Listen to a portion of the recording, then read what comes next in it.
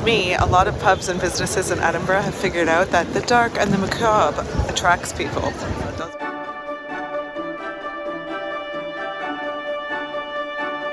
I'm Jessica, the Museum Guide, and today I'm in Edinburgh, Scotland, exploring the strangest things in Edinburgh's pubs.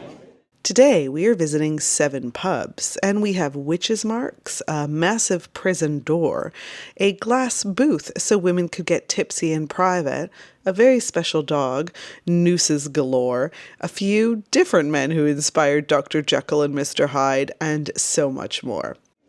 If you're new to my channel, welcome. I'm delighted to have you here, and I'd love it if you would like, comment, and subscribe. If you're a regular viewer, why not head over to my Patreon channel, which is just linked below. There, you'll get an extra video tour every month, exclusive to Patreon members, as well as an invitation to my annual patron-only in-person tours. Of course, as with any of my videos like this, there are probably a dozen more pubs that I could have included. I desperately wanted to get to the Skittles Alley at the Sheep Hide Inn, for instance, and the Athletic Arms, affectionately nicknamed the Diggers, because it was the hangout of grave diggers for 2 cemeteries. I also want to give an honourable mention to the Star Bar.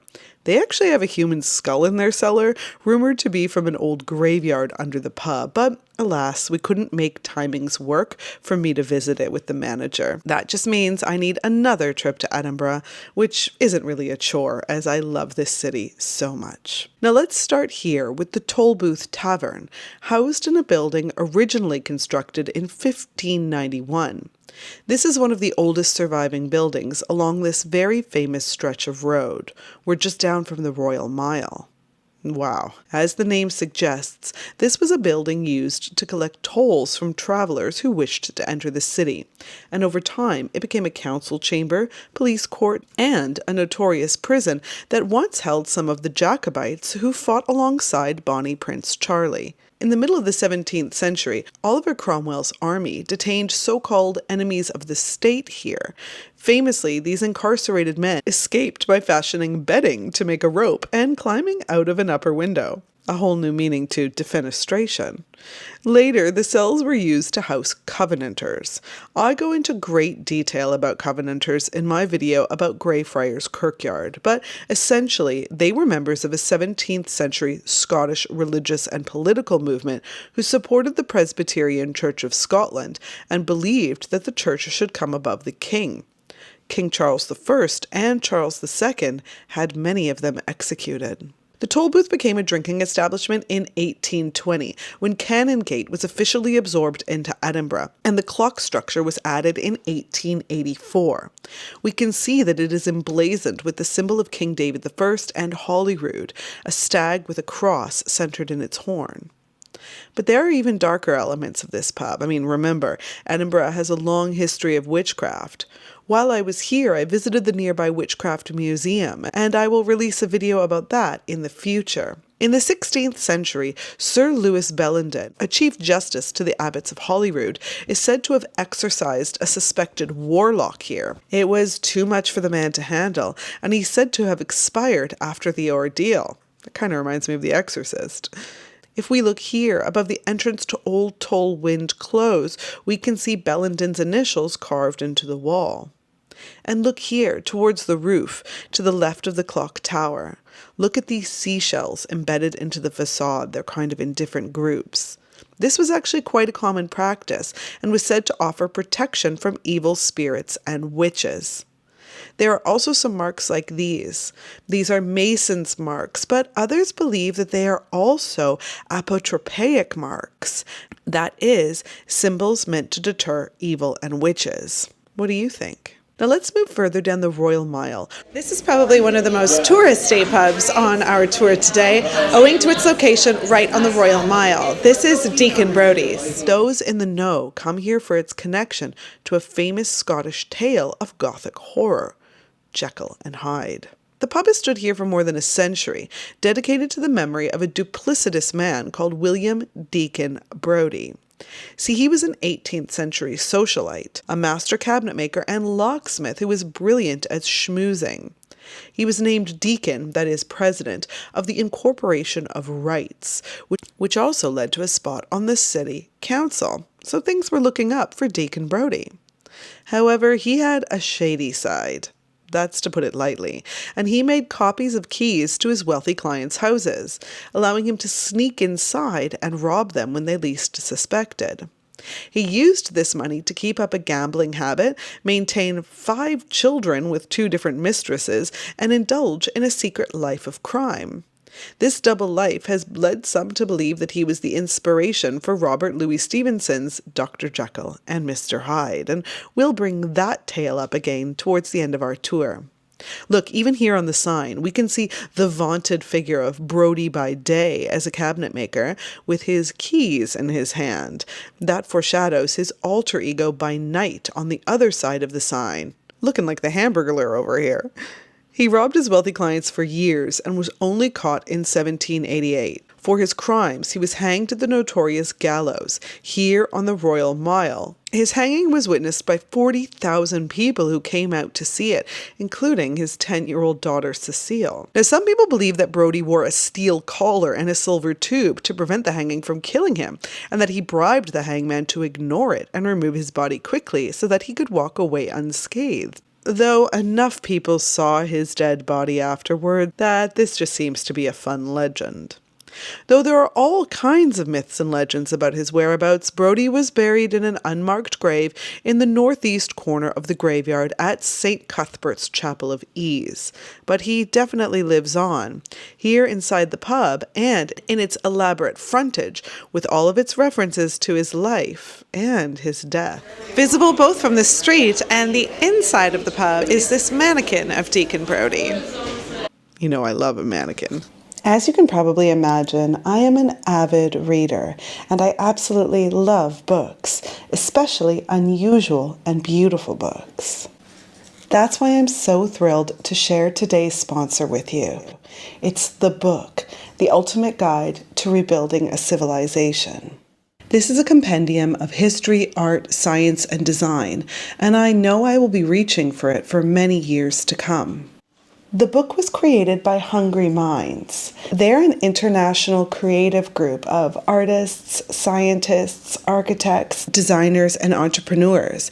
And they raised interest for this book on Kickstarter and Indiegogo, raising $2.3 million from curious folks just like you and me. It's essentially an encyclopedia of humankind's greatest inventions and discoveries. But it's so much more than that.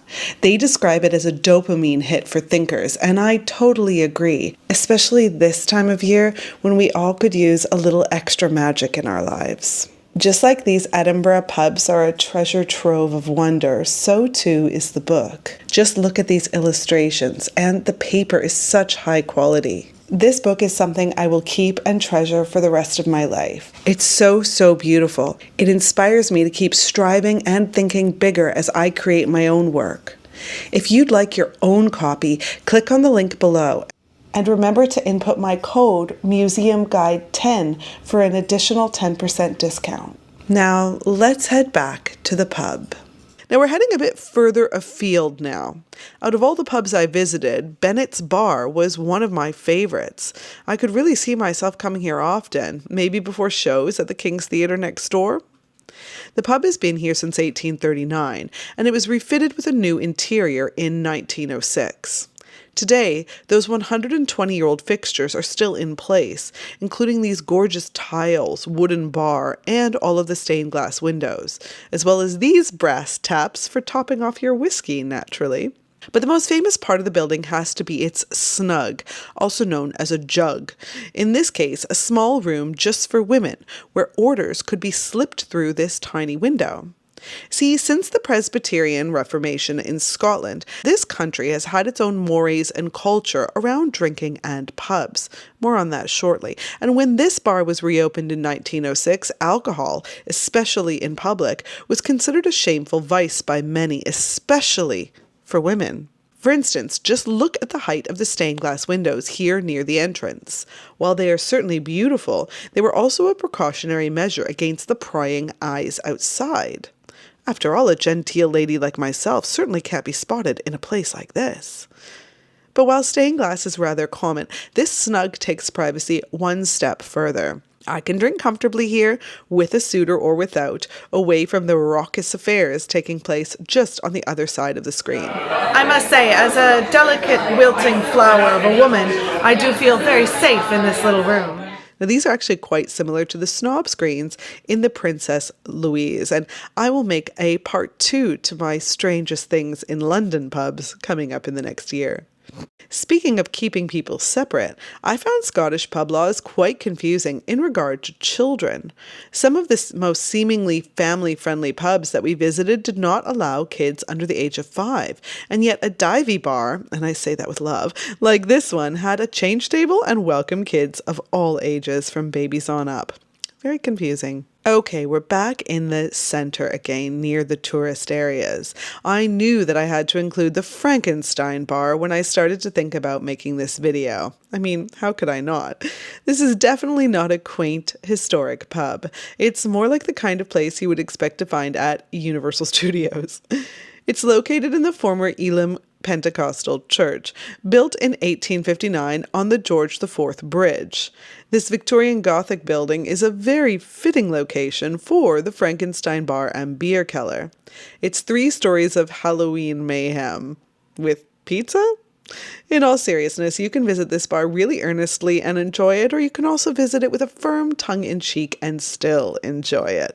I recommend this place to everybody who has a sense of humor. In my husband's words, it's a bit naff, but I live for places like this. There's no way that I could do a tour about strange things in Edinburgh's pubs and not come to the Frankenstein. Come on. Every hour or so, you can watch their special show. Let's have a look.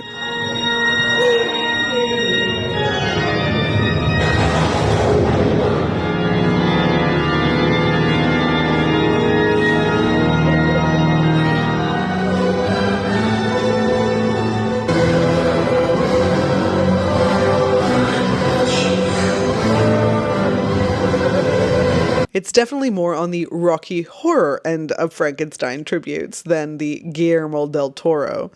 Now, in the beer cellar, you can also order steins of beer and bratwurst. It really has something for everybody. Okay, maybe not everybody. Now, we're just a few steps away from the Frankenstein. We're still on the George IV Bridge, and we're at the pub named for Greyfriars Bobby. Now, he was either a Skye Terrier or a Dandy Dinmont Terrier, depending on who you ask. He's well known due to several books and films, and his statue and his pub are a major tourist attractions. Just look at this sweetie, and look at all the sticks placed near his monument. People really love him. Watch, you can see just how close the pub is to the graveyard. Now here's the most beloved version of the story, and note that I didn't say most accurate. Wee Bobby belonged to an Edinburgh City Police night watchman named John Gray. When John Gray died, he was buried here in Greyfriars, and our Bobby then began to sit on his master's grave, refusing to leave. He's said to have stayed there for 14 years. It's heartwarming, but also so sad. Bobby died of cancer of the jaw in 1872, and he was buried just inside the gate of Greyfriars, not far from John Gray's grave. The following year, the English philanthropist Lady Burdett Coutts heard of the story. She loved dogs. I mean, just look at her elaborate monument featuring her own dogs at St. Pancras Old Church in London. She was so charmed that she had this drinking fountain topped with Bobby's statue erected here. The statue has become a tourist destination, and people love to rub wee Bobby's nose for luck. However, some locals find this disrespectful. I'm not a local, so I really shouldn't have an opinion. But as a heritage person, I do find it a bit NIMBY-ish. After all, his nose can be replaced, and isn't that a small price to pay for all of the memories and joy that he brings visitors from around the world? Well, this is a common practice with beloved statues found in many different countries. Okay, I'm gonna get in trouble with the Edinburgh locals. Please forgive me, guys. But I feel like maybe this is some displaced anger at the kind of overrun nature of small cities like this with huge groups of tourists. Let me know what you think in the comments. Even the paint on this little replica's nose has been worn away. People just love to pet Greyfriars Bobby. Now, the pub itself is understandably popular due to its location, and it is surprisingly lovely inside. Quaint Georgian building, and it's located just next to the 1722 Candlemakers Hall.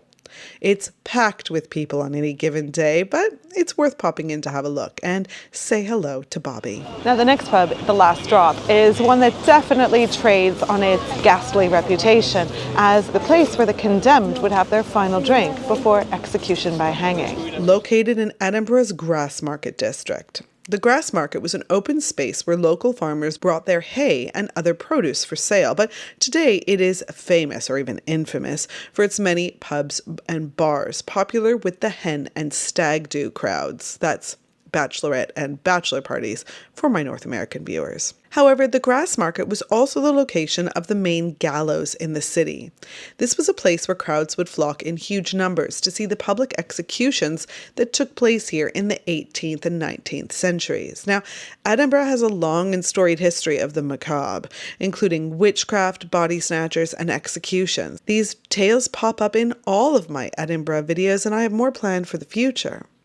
While you might hear the name The Last Drop Tavern and think of an empty glass of ale or whiskey, it actually references the hangings in the Grassmarket. For the condemned, this was the last drop. As you can see, the pub is absolutely bedecked in references to the site's grisly history. There are more nooses here than you can shake a stick at.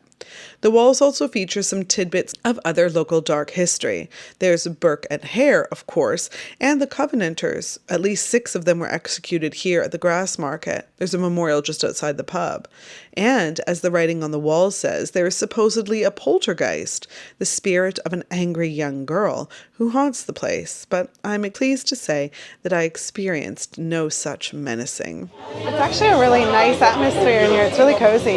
Next, we're just a few short steps away from the Beehive Inn, a 16th century coaching house also here on Grassmarket. So the Beehive is rightfully very proud of their hidden beer garden, but they also have something else very strange inside. We're here to visit the original door from the death cell of the infamous Calton Jail.